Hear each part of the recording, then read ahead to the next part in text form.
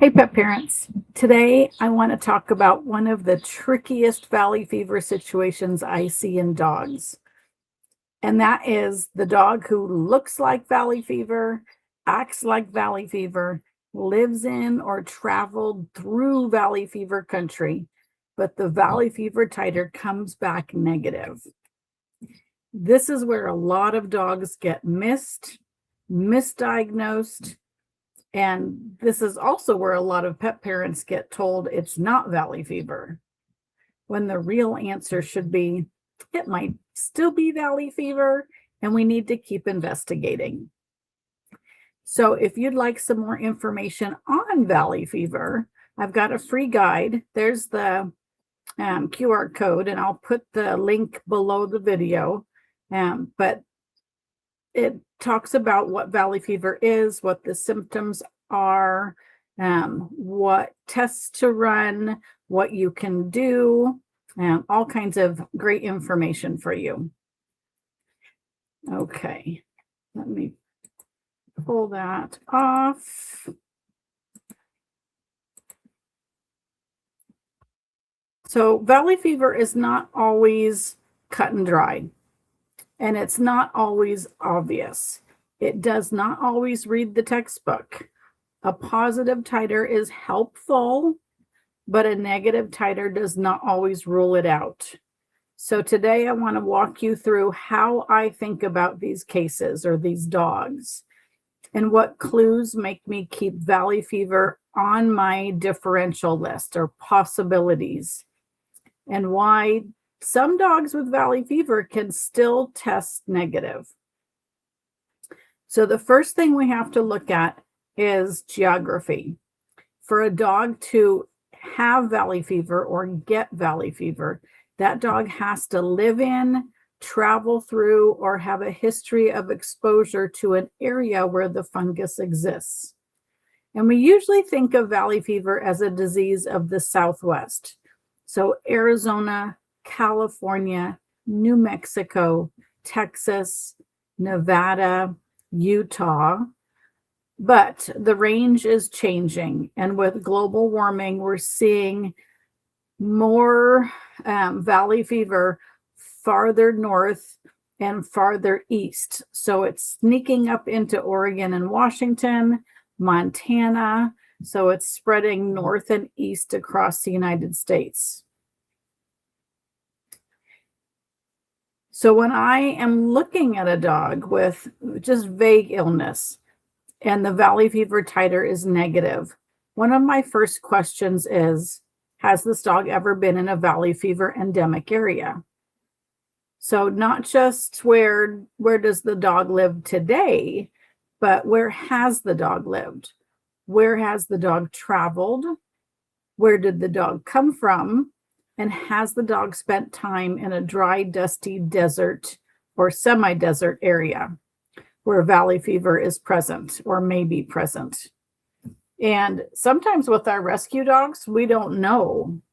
So we need to keep that in mind if we have a rescue dog that we have no idea what their history is. So the location matters, because if a dog lives in Maine, for example, and has never left Maine, valley fever is going to be much lower on my differential list or my list of possibilities for the illness the dog has. But if that dog was adopted from Arizona or lived in California or traveled through New Mexico, then valley fever needs to stay on the table, even if the first titer is negative, and even if that dog lives in Maine now, for example. So the second thing I look at is symptoms. Valley fever can start as a respiratory infection because dogs inhale the spores from the soil. And a lot of dogs will have a cough. Some dogs will get pneumonia.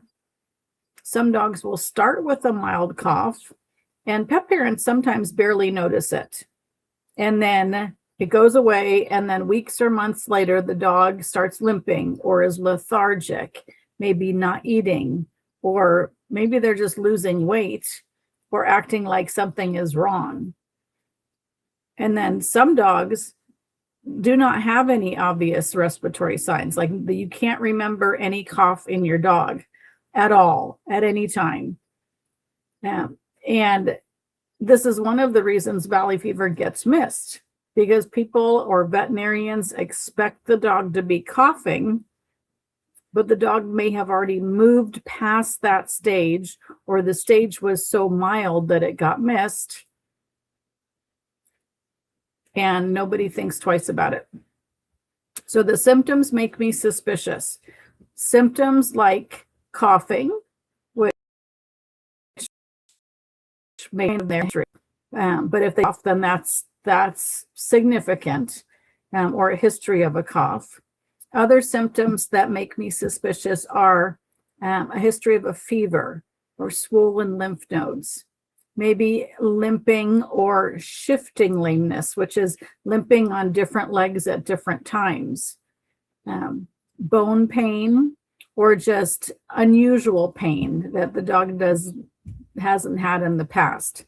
Maybe back pain or neck pain. Those are pretty common with valley fever. Lethargy, poor appetite, weight loss, weakness, neurological problems, or even just something general like my dog feels like crap. So sometimes the dog is just flying around or not eating well and not acting like themselves, and you know the dog is sick, but you just can't put your finger on it. And these are vague symptoms, but in the right geographical area, vague symptoms matter. So this is one of the biggest points I want you to understand or get. Valley fever can look vague. It can look like a simple respiratory infection. It can look like arthritis. It can look like an injury. It can look like cancer. It can look like an autoimmune problem. It can look like a random fever. We'll call it a fever of unknown origin, FUO. It can look like your dog is just getting older. But that's why context matters. So the third thing I look at is the regular blood work, not just the titer, but the basic or the core blood work. So this is where the CBC and the chemistry panel can give us some very important clues. The blood work does not diagnose valley fever by itself, but it can support the suspicion, especially when the dog's titer is negative. So on the CBC, dogs with valley fever commonly have signs of inflammation or infection. So we may see elevated white blood cell count, and that'll show up as leukocytes or WBC on the blood test or the results. You may see certain white blood cells like neutrophils or monocytes or eosinophils, which are all different types of white blood cells, being elevated. And an elevated eosinophil count is really interesting, because when a vet sees an elevated eosinophil count, they think allergies or parasites, because that's what commonly will cause that elevation of eosinophils. But an elevation of eosinophils can also show up with fungal diseases. So that's a big clue. We may also see anemia, or a dog with a low or low normal hematocrit or red blood cell count. It'll show up as HCT. That tells us that this dog's body has been dealing with chronic disease or inflammation for a while if they're anemic. So we may also see high platelets. And this can be another clue that there is inflammation in the body, active inflammation. And then I look at the chemistry panel, and a lot of valley fever dogs or dogs with valley fever will have elevated liver enzymes. Sometimes it's the ALT, sometimes it's the ALP, sometimes it's both. But that does not automatically mean the liver is the primary problem. It may be a reflection of just inflammation in the body. It may be secondary to medications the dog is on. It may be body-wide illness like valley fever. It may be that valley fever is affecting the body in multiple ways, which is actually pretty common when valley fever disseminates. So another big clue is protein. So a lot of dogs with valley fever will have elevated total protein, or TP. And the specific protein that's usually elevated is globulins. And globulins are immune proteins. And when they're high, that can be a sign that the immune system is activated and dealing with chronic inflammation or infection. That's actually a good thing. So a dog with valley fever or in a valley fever endemic area, high globulins are something I really pay attention to, because that's a big tip-off. If a thyroid panel or a T4 has been run with the CBC and the chemistry panel, which a lot of times vets will do that, a lot of these sick dogs will have a low or a low normal thyroid result. And just as a side note, a lot of people, including veterinarians, will look at a blood panel and just kind of look and make sure everything's in the normal range. But I think it's really important to look more carefully and look at whether it's kind of on the low normal range or the high normal range. And also, if you have multiple blood tests, to look at the pattern, look at how if things are going up or going down. So we look at the pattern, and we look at not only is it normal, but is it maybe on the low end of normal? So we need to take note of that. Or if the value is on the high end of normal, and we need to think about maybe that being a problem, or at least an early indication of a problem. So with the thyroid, a lot of these sick dogs will have a low normal thyroid result. But that doesn't always mean that the dog is truly hypothyroid.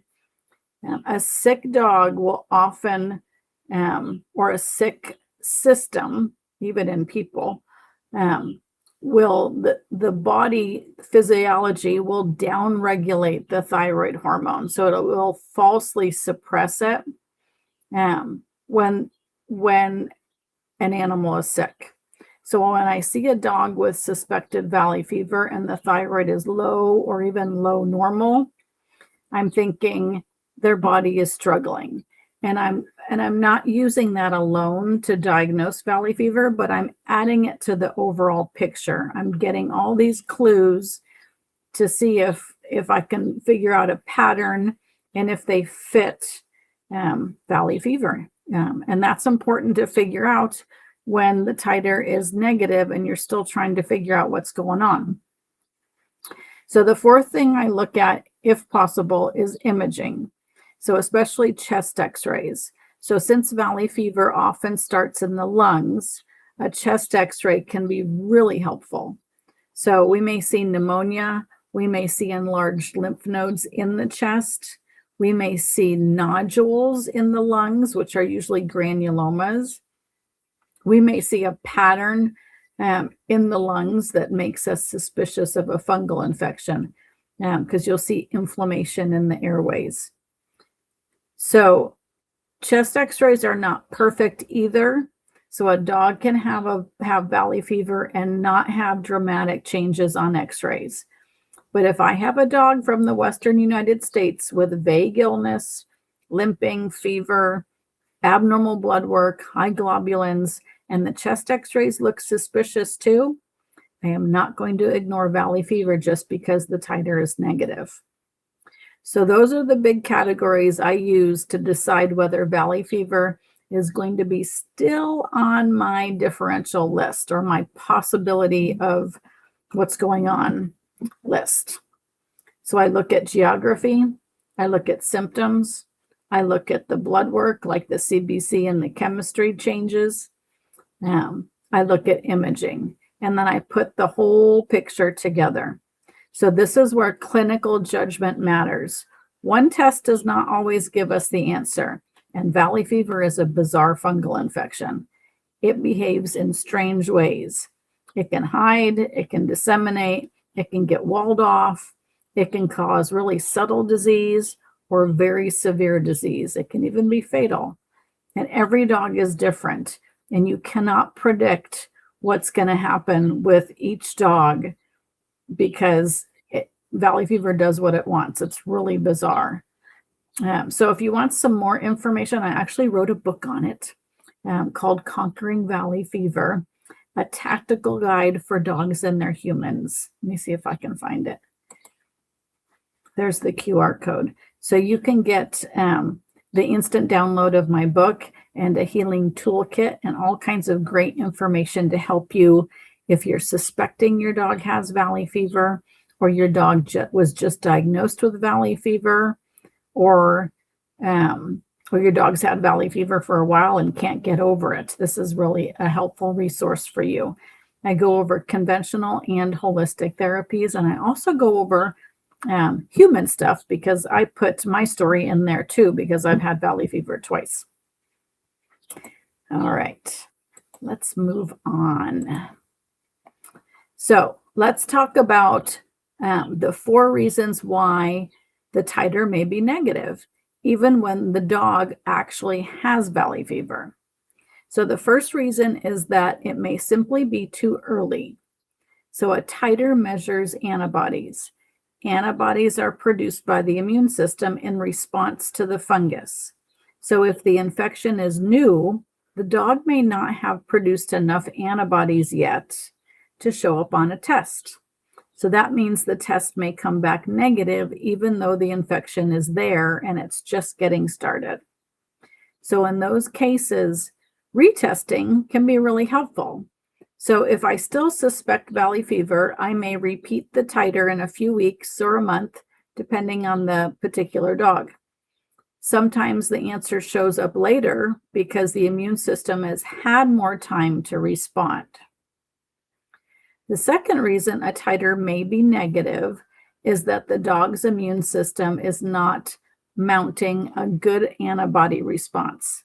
So basically their immune system is crap. And this is a big deal because if a dog is really immune suppressed, really depleted, very sick, and just not responding appropriately to the fungal infection, that dog may not produce enough antibodies to even trigger a positive test. That's bad. That can mean that they have a poor prognosis. That is really severe. And it tells me that the immune system is struggling. And valley fever is not just about killing the fungus with antifungals. It's also about the dog's immune system. And we need to make sure their immune system is able to recognize the infection, respond to it, and help control it. Because if the dog cannot mount a good antibody response to the infection, that dog may be in more trouble than the lab result makes it look. And those dogs will usually have, when they do have a positive titer, they'll be super sick, but have a really low titer or negative titer because their immune system is so suppressed. So that's always a conundrum, is the guys that are really sick may have lower negative titers, and the guys that are only a little bit sick have a really high titer. So titer doesn't tell you the severity of the issue. It tells you what the immune system is doing. So the third reason that the titer may be negative is that the infection may be walled off. So the body is really good at, or sometimes really good at, recognizing an infection and actively forming like this shell around it or a wall around the fungus. And that's how granulomas are formed. It's just like scar tissue around the fungus. And this can happen in the lungs. We see lung granulomas. It can happen in the bones because, the bones are kind of a walled off part of the anatomy anyway. So you've got a hard bone, and if you've got the fungus inside the bone, it's kind of walled off anyway.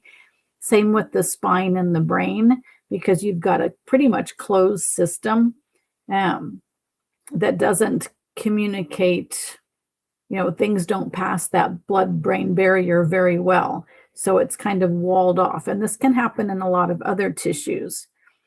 And that walling off part is the body's attempt to contain the infection. But it can also make diagnosis harder, because if the fungus is hidden away, like in a granuloma or deep in a bone, the immune system may not be seeing enough of it in a way that it leads to a strong antibody response in the blood that we can pick up on a titer test. So that means that the dog can have a serious infection, but the blood titer may still be negative. So I've seen this with severe cases. I have seen dogs with lung masses, brain granulomas, spinal valley fever in the bone, and other serious disseminated valley fever infections where the titer did not tell the whole story. So that's why I do not like it when vets treat the titer as the final word. It's a useful tool, but it's not a substitute for judgment. A negative titer can be deceiving. So the fourth reason that a titer can be negative is that valley fever is just weird. And I know that's not fancy or a fancy scientific explanation, but it's true from a clinical standpoint. Valley fever does bizarre things. Some dogs have terrible symptoms and low titers. Some dogs have really high titers and look better than expected. And some dogs have negative titers that later turn positive. And even some dogs have negative titers that never turn positive, but they have valley fever and we figure it out another way. Some dogs improve on treatment, even though the lab never gives us that nice, clean answer we want.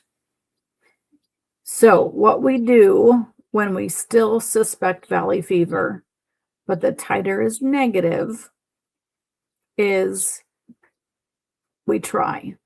So in some cases, especially when the dog is very sick or the symptoms or pattern strongly fits valley fever, veterinarians may decide to start treatment before we have a positive titer or before we even have titer results.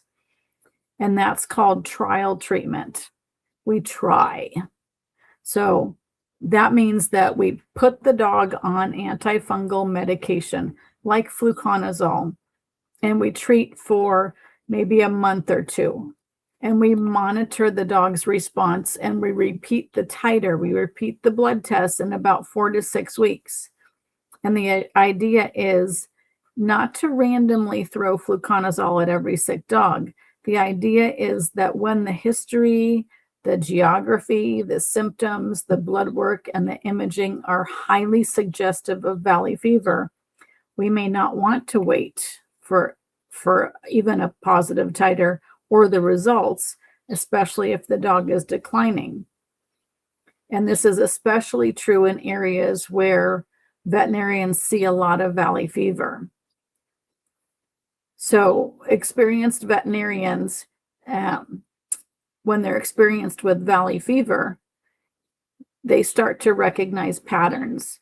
And sometimes we're working from a hunch, but it's an educated hunch based on the dog's story, their physical exam, their blood work, their x-rays, and the way that the valley fever commonly behaves, even though it does not behave very commonly. One of the interesting things that can happen when we trial treat is that the titer a lot of times becomes positive on the follow-up test. So if the fungus has been walled off and we start treating with antifungal medication, the medication will mobilize the fungus, and the immune system finally gets to see those fungal cells and recognizes them. And then the dog starts producing antibodies that we can actually detect in a follow-up titer. So a dog may start with a negative titer, begin treatment, and then a month or two later, sometimes longer, when we recheck the titer, it'll turn positive. So that's called seroconversion. And that does not mean that the dog caught valley fever after the first test. It means the infection was there, but now the immune system is finally showing us the evidence that it's there. The other way that trial treatment can help is by watching the dog's response to medication. If we put a dog on fluconazole for at least a month and that dog clearly improves, that can support the suspicion that valley fever was part of the problem, even if the repeat titer is still negative. So that does not mean every improvement on fluconazole proves valley fever 100%. Medicine is not always that cut and dry. But when the dog lives in the right area, has the right symptoms, has supportive blood work or consistent x-ray findings, and then improves with antifungal treatment, that matters. So this is where I want you to understand the difference between a diagnosis that is black and white and a diagnosis that is built from evidence. Sometimes we get the easy case. The dog lives in Arizona, has a cough, a fever, a limp, high globulins, suspicious chest x-rays, and a positive titer. That's easy. But sometimes we get the messy cases. The dog lives in valley fever country, has vague illness, limping, poor appetite, elevated maybe platelets, high globulins, maybe elevated liver enzymes, or suspicious lungs on x-rays, but the titer is negative. That dog still deserves a thoughtful workup and appropriate treatment. So we may have to go on with more testing or like the trial treatment we talked about. So this is also why I strongly encourage pet parents to keep advocating when something doesn't make sense. If your dog is sick and you live in or traveled through valley fever country, which is essentially the Western United States, and the only reason valley fever was dismissed is because one titer was negative, it may be worth asking more questions. So you can ask your veterinarian, does my dog's CBC fit with inflammation or infection? Are the globulins high? Would chest x-rays help? Should we repeat the titer? Is a trial treatment reasonable in my dog's case? You can ask, could this be disseminated valley fever even though the titer is negative? Those are fair questions. And they're not disrespectful questions. They are the kinds of questions that can save time, money, suffering, and save lives. The other thing I want to say is that valley fever treatment should not be just about handing out fluconazole and walking away. Fluconazole is really important. And in many cases, it's the right starting antifungal. But these dogs are sick. They often need pain control. They need good nutrition. They need immune support. They may need liver support. They may need appetite support. They may need monitoring. They may need repeat blood work, repeat titers, repeat x-rays, and a long-term plan. So that's why I prefer an integrative approach. We need to address the fungus, but we also need to support the dog's body because the dog's immune system has to kick in and kick that fungus out because the antifungal drugs, most of them that we use, don't kill the fungus. They don't kill valley fever. They just slow it down. So the dog's immune system has to kick in and take care of the rest. So we have to support their immune system. So we help the immune system do its job. We need to help the dog eat. We need to reduce inflammation. We need to manage pain or get rid of pain completely. We need to protect the organs like the liver that are under stress. Valley fever is not a quick fix. It takes months or years to get rid of. So the take-home message is this: a negative valley fever titer does not always rule out valley fever. If your dog has lived in or traveled through valley fever country, has suggestive symptoms, has blood work that indicates inflammation or chronic infection, like high globulins or other suspicious changes that we discussed, or maybe has chest x-ray findings that kind of fit valley fever may still be on that list of possibilities. So sometimes the titer is negative because it's too early. Sometimes it's negative because the immune system is crap and can't mount a good response to the fungus. Sometimes it's negative because the infection is walled off in the lungs or the bone or the central nervous system or other tissues. And sometimes valley fever is just being valley fever, which means it's complicated, sneaky, and frustrating. The goal is not to diagnose valley fever from one clue like a titer. The goal is to put the whole picture together. Geography matters, symptoms matter, blood work matters, imaging like x-rays matter, a response to treatment matters, and experience with the disease matters. So if your dog is sick and valley fever is still nagging at you as a possibility, don't let one negative titer be the end of the conversation. Keep asking questions. Keep looking at patterns. Ask your vet to repeat testing. Consider additional diagnostics or tests. There are more advanced tests that may be indicated.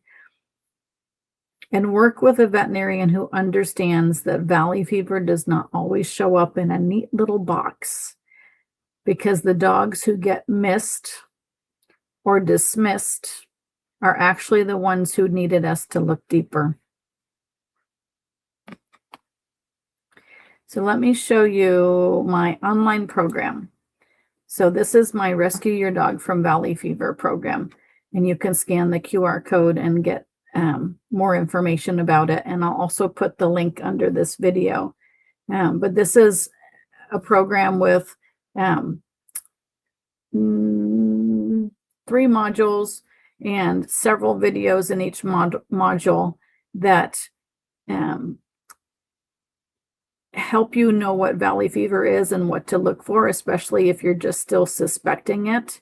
And it goes over all the lab work in detail. It goes over it in more detail than we did today.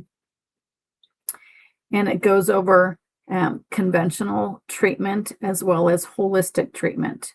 So herbs and supplements and physical modalities. There's all kinds of things that you can do for your dog. You can do it for your dog. You don't need a veterinarian to do a lot of the things to support the immune system.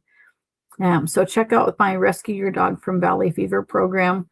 It will help you get more information to get your dog to the other side of valley fever, which is resolved. So we want them to recover completely from valley fever. That's our goal. Okay, so thanks for listening.